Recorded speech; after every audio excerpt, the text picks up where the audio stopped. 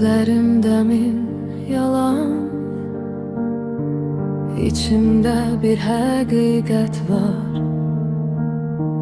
Hamı xoşbəxt görünür, amma heç kim rahat deyil. Sükut qışqırır qulağımda, bir nağıl qırılır ruhumda. Düşdüyüm yolda təkəm, amma qorxmuram heç nədən.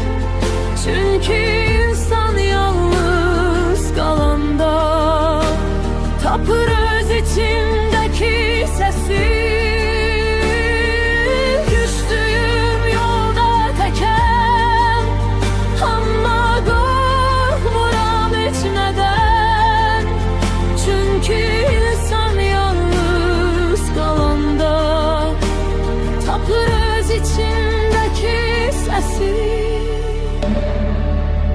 Küçelerde addımlarım boş, kölgeler mənə həm söhbət olur. Ulduzlar uzaqdan baxır, amma mənə toxunmur.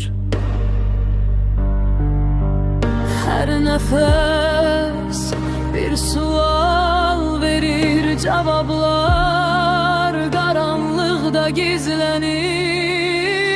Düşdüyüm yolda təkəm, amma qorxmuram heç nədən.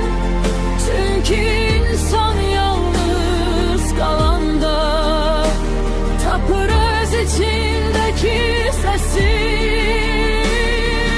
Düşdüyüm yolda təkəm, amma qorxmuram heç nədən.